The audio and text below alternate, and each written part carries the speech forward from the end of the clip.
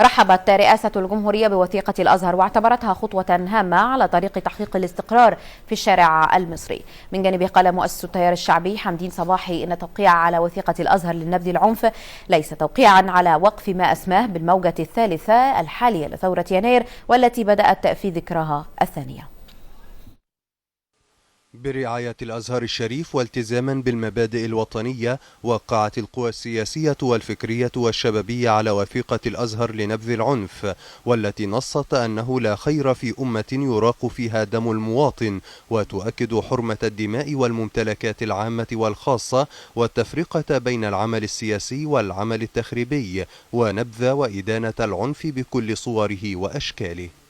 الوثيقة في غاية الرقي، في غاية الوضوح، تنبذ العنف ونحن جميعا ضد العنف، تؤمن بالحرية ونحن جميعا مع الحرية، تنبذ العنف بكل أنواعه، العنف الموجه ضد الدولة والعنف الموجه ضد الأفراد. إنما التحديات كثيرة أمامنا، ومع ذلك كل واحد مننا يعتقد أن مصير مصر اليوم على المحك، وأن كل مننا سيبذل ما في طاقته بحسن نية من أجل بناء الثقة مرة أخرى بين فصائل الشعب المصري.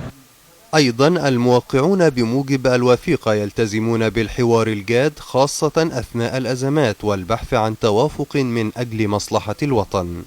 أي موضوع يمكن أن يدرج على أجندة الحوار، وبالحوار والحوار وحده نستطيع أن نصل إن شاء الله بالوطن إلى بر الأمان، وأن تكتمل المسيرة الديمقراطية التي بدأت بثورة 25 يناير، تستكمل إن شاء الله ببناء مؤسسات الدولة والتنمية الاقتصادية والعدالة الاجتماعية.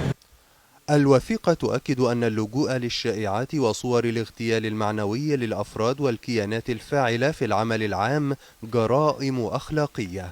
تحدثت الوثيقة عن ضرورة ضبط الشائعات وضبط ووقف هذا الاغتيال المعنوي والإهانات المتبادلة.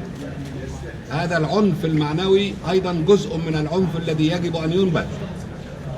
اتفقنا جميعا على أن تكون لجنة من كافة الأطياف لتتدارس معا ضوابط وأسس الحوار الفعلي الحقيقي لنصل إلى نتائج عملية وليس حوارا بدون نتيجة، وننقذ بلدنا وننقذ أولادنا وننقذ شبابنا من الدماء ومن العنف الذي ننبذه جميعا، لأننا لا نريد حرية ملطخة بالدماء.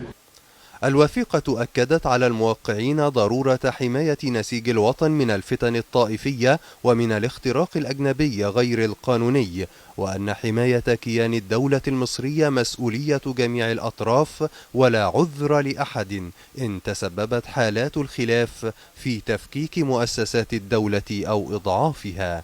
شهاب شعلان، النيل.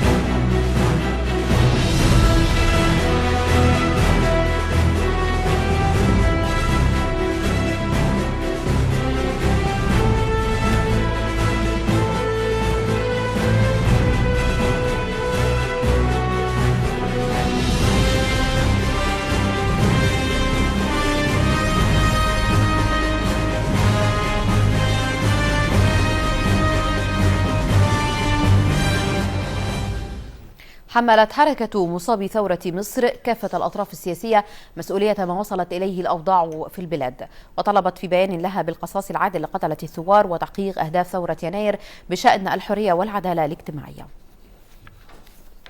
تحميل كافة الأطراف السياسية المسؤولية عما آلت إليه الأمور في مصر من تعريض أمن واستقرار الوطن لمخاطر كثيرة من أجل تحقيق مكاسب سياسية ضيقة تتنافى وأهداف ثورة 25 من يناير. ثانيا، نعلن رفضنا التام لكافة مظاهر العنف والعنف المضاد، بداية من قصر الاتحادية وما تلاها من أحداث، ونحمل النظام المسؤولية السياسية الكاملة عن إراقة الدماء، ونؤكد أن دماء المصريين هي خط أحمر لا ينبغي تجاوزه.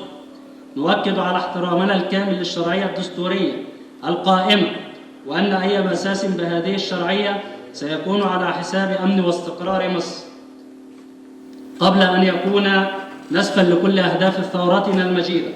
رابعا، إن دماءنا التي أريقت لم تكن أبدا لإراقة.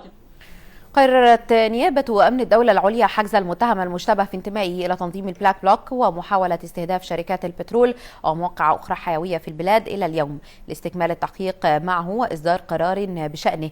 في ختام التحقيقات قامت النيابة بمواجهة المشتبه فيه بتهم الانضمام لجماعة غير مشروعة والتخريب والإتلاف العمدي للممتلكات العامة والخاصة. وكشفت التحقيقات الأولية أن المشتبه فيه سبق له أن أقدم على محاولة للانتحار بسبب صعوبة ظروفه المعيشية والمادية، وأن ذلك الأمر كان سببا مباشرا في قيامه بمحاولة سرقة إحدى الشقق داخل عقار يطل على ميدان التحرير. حاول المتهم أثناء التحقيقات أن يبعد عن نفسه تهمة السرقة، مفضلا أن يكون متهما بالانتماء لمجموعة البلاك بلوك، غير أن التحريات أظهرت أنه لا ينتمي إلى تلك المجموعة أو غيرها من التنظيمات.